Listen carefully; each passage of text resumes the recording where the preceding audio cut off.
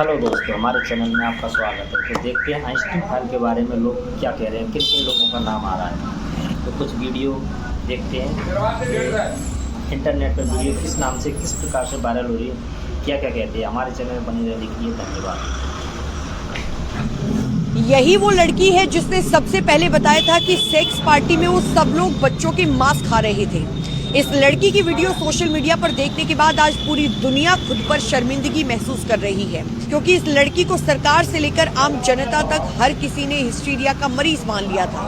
Video में जो लड़की दिख रही है ये है 21 साल की गैब्रिएला रिको जिमेनेज, जिसने 2009 में मेक्सिको के फिएस्टो के बाहर नंगे पैर खड़े होकर चिल्लाकर सबको बताया था कि वो एक हाई प्रोफाइल पार्टी में गई थी, जहां दुनिया भर के नेता और बिजनेसमैन सेक्स पार्टी कर रहे थे।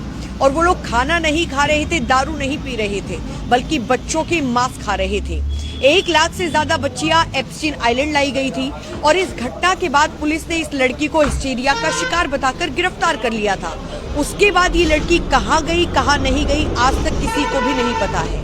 आज जब उस घटना के 17 साल बाद एप्स्टीन फाइल रिलीज हुई तो पता चला कि ये लड़की उस दिन जो भी कुछ बोल रही थी वो सब कुछ सच बता रही थी। उसकी कही हुई हर बात डरावनी सच्चाई बनकर खड़ी है। काश ये दुनिया 17 साल पहले इस लड़की की बात सुन लेती तो बहुत कुछ होने से बच जाता। हजारों लड़कियां सेक्स प्रताड़ना से बच जाती, गिद्ध नेता धन्ना सेठ बेनकाब हो जाते। लेकिन इस दुनिया ने सिर्फ एक औरत की आवाज ही नहीं दबाई, बल्कि इसका मजाक उड़ाकर सच को दफनाया गया। छोटे छोटे बच्चों का रेप करके फिर उन्हें मार के खाया जाता था। एप्स्टीन आइलैंड पे पहले ये प्रूफ देखो।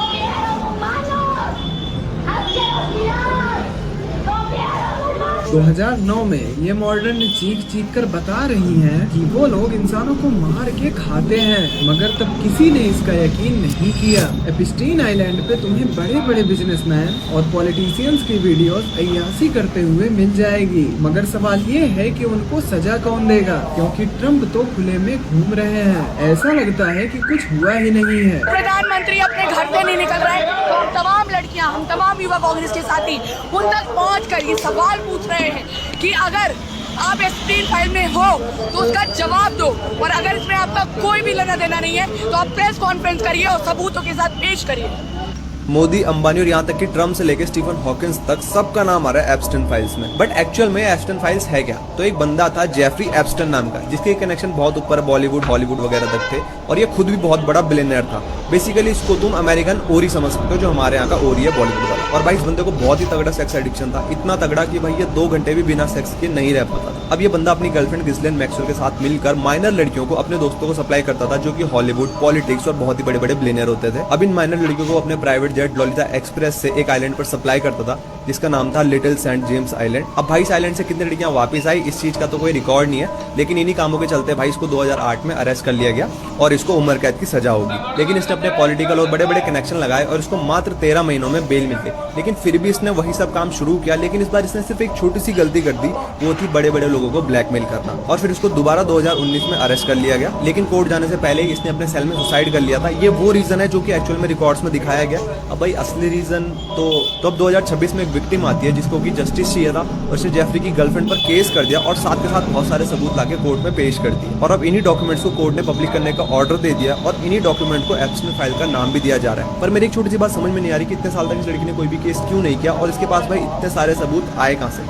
क्या आप विश्वास करेंगे कि राष्ट्रपति डोनाल्ड ट्रंप जेफरी एप्स्टीन के सबसे करीबी लोगों में से एक माने जाते थे, जिनके बीच साल 1990 से 2000 के बीच हफ्ते में कम से कम 3 बार बातचीत या मुलाकात जरूर होती थी। और ये हम नहीं कह रहे हैं, बल्कि ये दावा CNN की एक रिपोर्ट में है। राष्ट्रपति ट्रंप ने कुल 8 बार जेफरी एप्स्टीन के प्राइवेट जेट्स में उड़ान भरी थी, और ये वही प्राइवेट जेट्स थे जिनमें आरोप है कि 14 से 17 साल की नाबालिग बच्चियों को बुलाकर उनका यौन शोषण किया जाता था, उन्हें इन पार्टीज का हिस्सा बनाया जाता था, और जेफरी एप्स्टीन खुद इन पार्टीज का आयोजन करता था।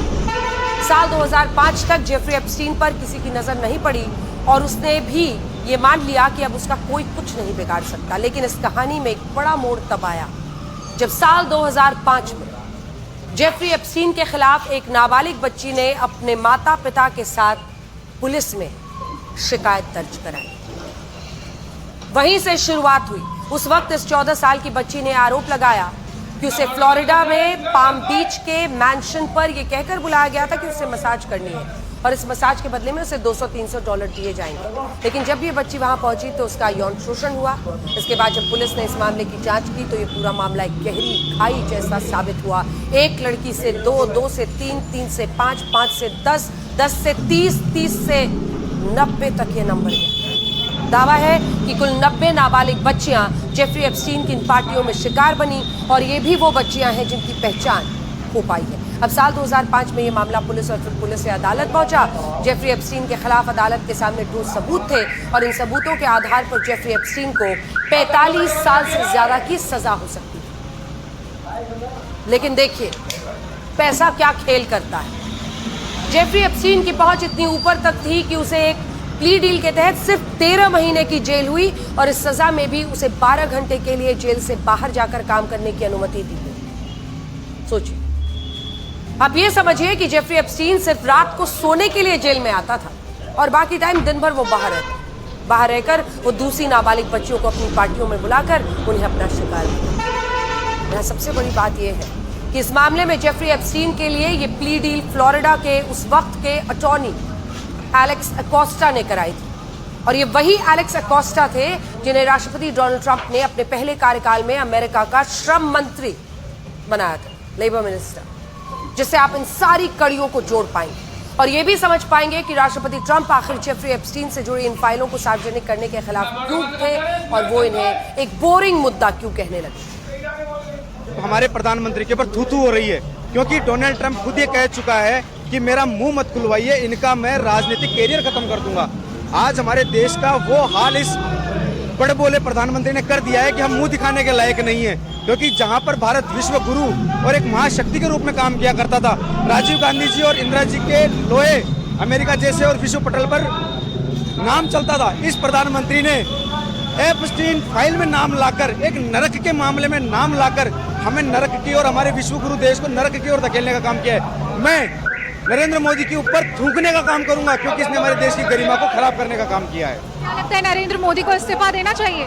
अगर ये इसमें मानवीयता है, इसमें शर्म है और ये लोकतंत्र को मानने वाला व्यक्ति है तो इसको इस्तीफा नहीं, चुल्लू पर पानी लेकर डूब कर मर जाना चाहिए।